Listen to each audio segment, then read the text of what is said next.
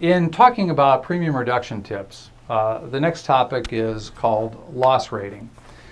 And loss rating has a real impact on the premium that every client pays, so long as the client's paying over about $30,000 a year in premium for any particular type of policy. So what loss rating does is it allows the underwriter to come up with a number that they would like to arrive at in terms of a premium.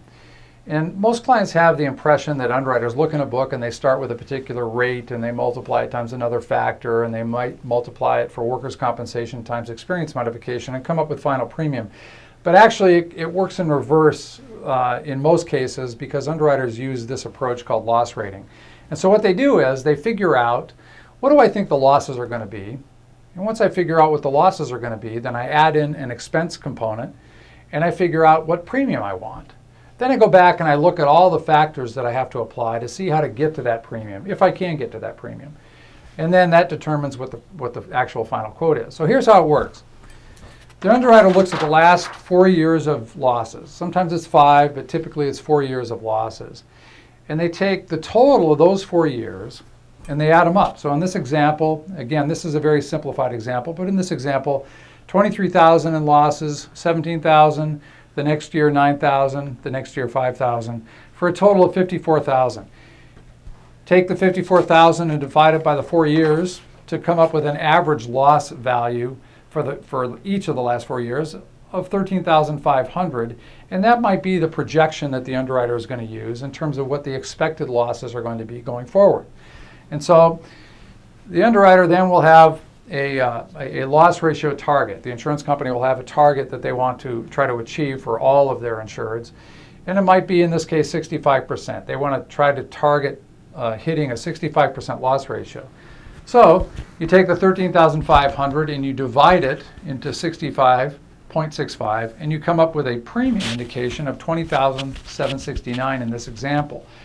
So once the underwriter arrives at that, then they look to see if they can in fact get there using the experience modification, using the credit or debit tools that they have. And of course they have to look then at the file and they have to justify making those decisions to use those credits to try to arrive at an approximate premium that the loss rating exercise would tell them that they need. The important thing for clients to understand is that clients can help their brokers impact this calculation. So there are a couple of things to note here. We talk under the workers' compensation section about all the potential arguments you can make to help underwriters lower the pricing. And here's where it really comes into play. So for example, if you have a claim in this area, let's say of the 23,000, 13,000 of the 23,000 is attributed to one claim, but that was in a division that you no longer have. It was in a completely different operation you no longer perform, and so the argument could be made to the underwriter, look, we don't do that anymore, so you shouldn't count that claim. And if the underwriter will agree to that, the underwriter will then, in the loss rating exercise, take out the $13,000 attributed to that one claim, and of course that will reduce this number down to 41,000, reduce the loss projection down, and reduce the needed premium down as well.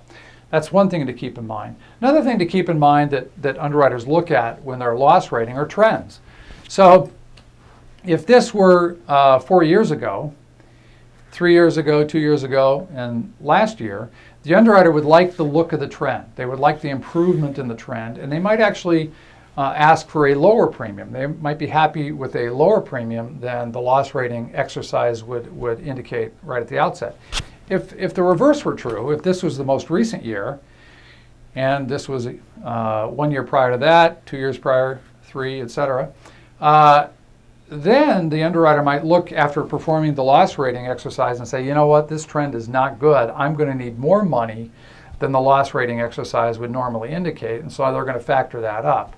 So it's something for clients to be aware of, that you can really influence the underwriter through your broker by helping the broker make these arguments either on particular claims or with regard to trends. So a trend argument might be that this trend was driven by a particular type of claim that no longer exists for you. And so you had several claims in these 2 years that were due to lifting, and you may make the argument that in fact we no longer perform any lifting. We have mechanical tools to lift all heavy objects, and so the amount of lifting required is not what it used to be. And so the trend is really distorted because of that.